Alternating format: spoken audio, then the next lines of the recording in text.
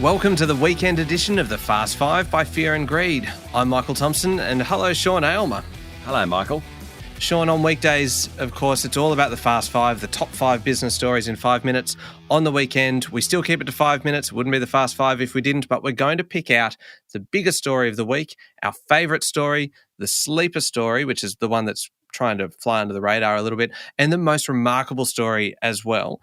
So let's get into it. The biggest story of the week, if I can go first, I think the biggest story this week is the plan to regulate crypto trading in Australia. And it's not really just about cryptocurrency. It's more everything around it, like the licensing for exchanges and brokers, that kind of thing. The government is really focused on protecting consumers, but also about making the most of the blockchain technology that underpins crypto. It's accurate, it's secure, and that's what it's about, unlocking the potential of the technology. It's not the flashiest, most exciting story of the week, but I think it's the biggest story because of the long-term impact on financial systems in Australia. Fair play on that one. I'm going to throw in the COVID numbers, though. The numbers are rising. New South Wales being measured in the 20,000s. Victoria's around 10,000. South Australia is likely to head towards about 8,000. Queensland's more than that.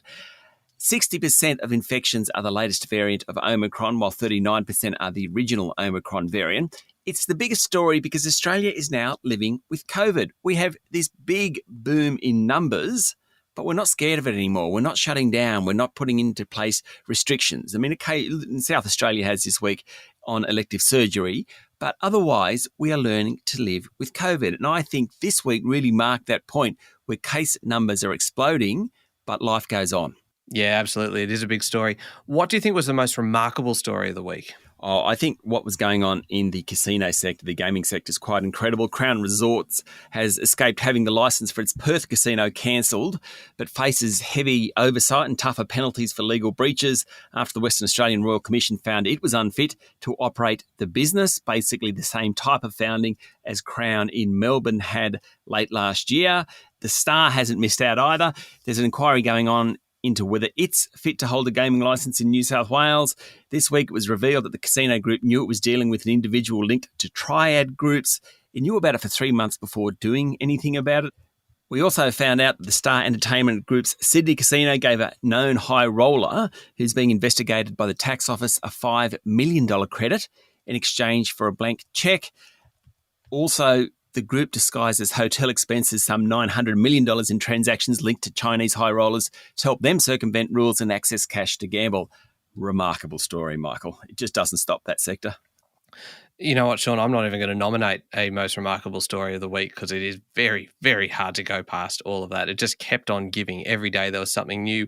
I do have a sleeper story for us, which is the story that's probably not getting the attention that it deserves. And this one needs to be qualified a little bit because it is getting a lot of attention in the finance world, really. But if you're outside of that, you may not pay a huge amount of attention to movements in bond markets.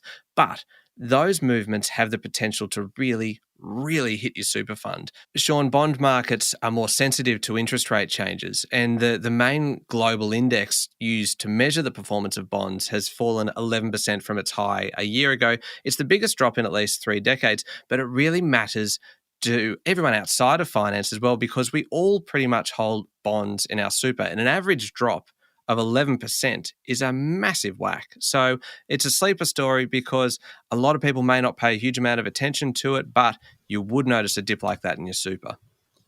Yeah, that probably is the sleeper story of the week. Just a special mention to the South Australian election.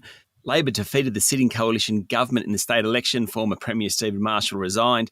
The Libs were well and truly smacked, breaking the run of strong performances of state leaders during COVID. The deputy leader, several ministers all lost their seats.